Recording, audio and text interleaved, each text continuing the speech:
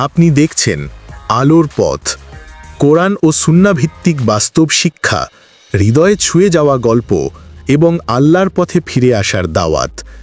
আজকের গল্পটি শুরু করা যাক। ইতিহাসে এমন অনেক মহান মানুষ ছিলেন যাদের জীবন মানবজাতির জন্য দিশারি হয়ে আছে। তাদের ত্যাগ, তাদের সংগ্রাম এবং তাদের ঈমানী শক্তি যুগে যুগে মানুষকে আলো দেখিয়েছে। ঠিক তেমনি একজন মহাপুরুষ ছিলেন হযরত উমর ইবনুল খাত্তাব রাদিয়াল্লাহু আনহু। আজকের এই দীর্ঘ কাহিনী তার জীবনের এক অমূল্য অধ্যায় নিয়ে, যেখানে ঘৃণা থেকে ভালোবাসা, অন্ধকার থেকে আলো এবং কুফর থেকে ঈমানের দিকে যাত্রা চিত্রিত হয়েছে। মক্কার অন্ধকার যুগ। আরবের মরুভূমি একসময় ছিল জাহিলিয়াতের আধারে ডুবে থাকা একটি সমাজ। তখনকার মক্কাবাসীরা কাবাঘর ঘিরে শত শত মূর্তি স্থাপন করেছিল। মদ্যপান, জুয়া, হত্যা, নারীর অবমাননা এসবই ছিল নিত্যদিনের ঘটনা।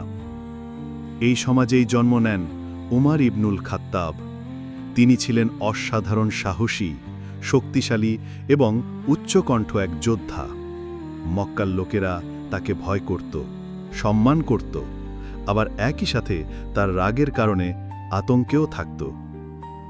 রাসূলুল্লাহ সাল্লাল্লাহু আলাইহি ওয়াসাল্লাম যখন আল্লাহর একত্ববাদ ও ইসলাম প্রচার শুরু করলেন, তখন উমর ছিলেন তার কঠোর শত্রু। তিনি মনে করতেন ইসলাম মক্কার ঐতিহ্য ও কুরাইশদের মর্যাদাকে ধ্বংস করছে। একদিন রাগে অন্ধ হয়ে তিনি ঘোষণা করলেন, আমি মুহাম্মদকে হত্যা করব। হাতে তলোয়ার নিয়ে তিনি বেরিয়ে পড়লেন। রাস্তায় এক ব্যক্তি তাকে থামিয়ে জিজ্ঞেস করল, ওমর, তুমি কোথায় যাচ্ছ? তিনি উত্তরে বললেন, মুহাম্মদকে হত্যা করব, যে আমাদের ধর্মকে ধ্বংস করছে। সে ব্যক্তি বলল, প্রথমে তোমার নিজের বোন ও দুলাভাইয়ের খবর নাও, তারা তো ইসলাম গ্রহণ করেছে। এই কথা শুনে উমরের রক্ত আরও গরম হয়ে উঠল। তিনি সোজা তার বোন ফাতিমা রাদিয়াল্লাহু আনহার বাড়ির দিকে রওনা হলেন। যখন উমর বোনের ঘরে পৌঁছালেন, তখন ভেতর থেকে কুরআন তেলাওয়াতের আওয়াজ ভেসে আসছিল। তিনি প্রবল রাগে দরজা ঠেলে ভেতরে ঢুকলেন। ভয়ে বোন তেলাওয়াত বন্ধ করলেন। ওমর জিজ্ঞেস করলেন, এ কি আওয়াজ শুনছিলাম আমি? বোন বললেন, আমরা আল্লাহর বাণী পড়ছিলাম। রাগে তিনি বোনকে এমনভাবে আঘাত করলেন যে রক্ত বেরিয়ে এলো। কিন্তু বোন দৃঢ় কণ্ঠে বললেন, ওমর, তুমি যা খুশি করো, আমি ইসলাম ত্যাগ করব না। আল্লাহর পথে আমরা কষ্ট সহ্য করব। এই দৃশ্য দেখে উমরের হৃদয় কেঁপে উঠল। তার রাগ নরম হল। বোনের চোখের জল দেখে তার মনে প্রশ্ন জাগল।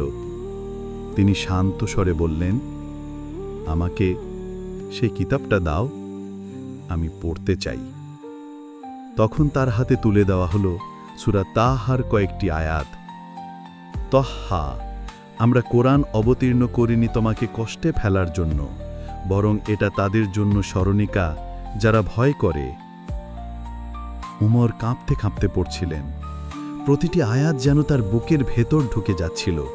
তার চোখে পানি এসে গেল। তিনি বললেন, এটা কোনো মানুষের কথা হতে পারে না, আমাকে মুহাম্মাদের কাছে চলো। উমর রাদিয়াল্লাহু আনহু তলোয়ার গলায় ঝুলিয়ে রসূলের বাড়ির দিকে এগোলেন। ভেতরে সাহাবীরা ভয়ে ছিলেন, কারণ তারা জানতেন উমর কতটা ভয়ঙ্কর। হামজা রাদিয়াল্লাহু আনহু দাঁড়ালেন দরজায় এবং বললেন, যদি উমর শান্ত মনে আসে তাকে ঢুকতে দাও, যদি খারাপ উদ্দেশ্যে আসে আমি তার মাথা উড়িয়ে দেব। রাসূলুল্লাহ সাল্লাল্লাহু আলাইহি ওয়াসাল্লাম শান্ত কণ্ঠে বললেন, উমরকে ভেতরে আসতে দাও।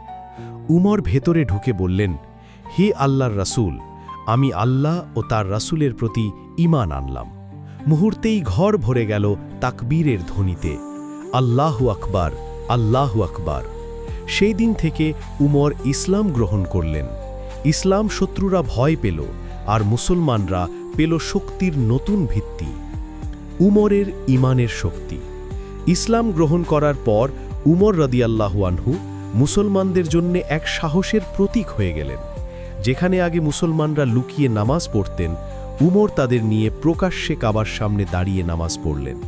কুরাইশরা ভয় পেয়ে কিছুই করতে পারল না। সেদিন থেকে উমরের ডাকনাম হল আল ফারুক, যিনি সত্য মিথ্যার পার্থক্য করেন।